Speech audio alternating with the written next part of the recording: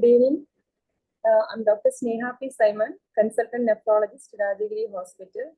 So today's discussion will discuss about fetal edema in CKD. It's an indicator of chronic kidney disease. So fetal edema means it is swelling of the feet and ankles due to fluid filled in the tissues outside the blood vessels. Fluid is filled in the tissues. It is an important marker of many diseases, many medical conditions like heart disease, kidney disease, and thyroid, liver disease, etc. So in this, what happens? The fluid will leak from the small blood vessels into the surrounding tissues, especially the swelling is more seen in the dependent areas. So that is in an upright position, it will be more marked in the legs. Causing the swelling of the legs, especially around the ankles. Usually the fluid is supposed to be in the blood vessels, but when some imbalance, the swelling will move out of the blood vessels into the tissues, especially when there is the disturbance in the proteins because of the hypoalbuminemia, that is especially noted in patients with the liver disease and in patients with the nephrotic syndrome and in CKD also. So this will allow the fluid to escape into the surrounding tissues. This is because of the reasons I have already mentioned.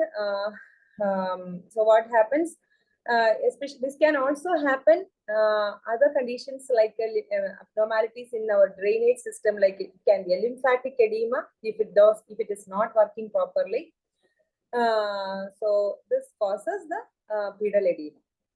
It can be caused, already mentioned that some medical conditions, it is a warning indicator of a health problem. In chronic kidney disease, the kidneys are unable to effectively filter the fluid because the kidneys are not functioning if the GFR is declined, is not able to filter the fluid. So the fluid will accumulate in our body, causing the swellings, especially in the dependent areas. So it can be a marker of chronic kidney disease. When the kidneys are, that indicates that there is a kidney problem. Okay, the kidneys are damaged or not working properly. So the kidney disease, which is these manifestations, which is there for more than 3 months, if it is pertaining to kidney disease, so the diagnosis will become chronic kidney disease. We should suspect for chronic kidney disease or sometimes the nephrotic syndrome. This condition means the kidneys are gradually losing the function, and that is chronic kidney disease. So this can be because of the extra water, more fluid accumulation, that is salt and water retention in our body. So that is the manifestation is by this swelling, and also the protein losing conditions that also will result in this condition. Okay, so this can result in worsening blood pressure, and when the swelling increases, the salt and water retention, the swelling increases, the BP will become uncontrolled. So this is a vicious cycle. It happens in chronic kidney disease. As chronic kidney disease gets worsens, the swelling in the swelling will also become more and more marked, and the kidneys is not able to get rid of the extra fluid and salt. So swelling. Usually the kidney-related swelling will be involving both the limbs. That is called the bilateral fetal edema. So that is we should suspect for if there is a swelling of involving both the legs. We should suspect for chronic kidney disease, and we should look for the kidney function test and the urine analysis to look for the proteinuria and all. So to diagnose fetal edema in chronic kidney disease, we'll start with the medical history and physical examination, and to check for the signs like whether the swelling, usually the swelling in the legs following a chronic kidney disease, it will be pitting edema. That when we press with our fingers, we can see that it causes dip in the skin. So that is called the pitting edema. So other than the physical examination, you can look into the investigations So we'll look for the urine analysis, and the blood investigations. We have to look into the serum creatinine. So that will give an information about the kidney function status. So there is these will give the information about the kidney damage. So in addition to the basic test, sometimes extra test is required that might check how well the thyroid, because I told that other than the kidney disease, we should look into other organ damages, especially the thyroid function status, and the echo to look for the cardiac function, and the liver function test, and ultrasound to look for the liver status to see whether there is any chronic liver disease. So these are the other tests that will help in finding out the cause and to decide about the treatment.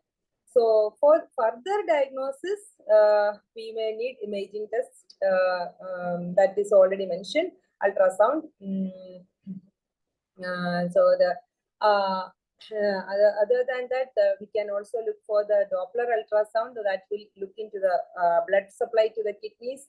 And sometimes CT also may help in looking any kidney disease to detect. Apart from the ultrasound, more information will be provided from that. And so these are the investigations to look for higher imaging, like MRI also can be done, CT urogram, all these investigations that will help in finding out and making the proper diagnosis of kidney disease. So taking a detailed medical history and doing thorough physical examination along with the specific labs are essential to figure out what's the cause of swelling. So to find out the cause for swelling, and this, according to that, we can decide about the treatment, and that will help to improve the treatment and finding a proper treatment for the patient.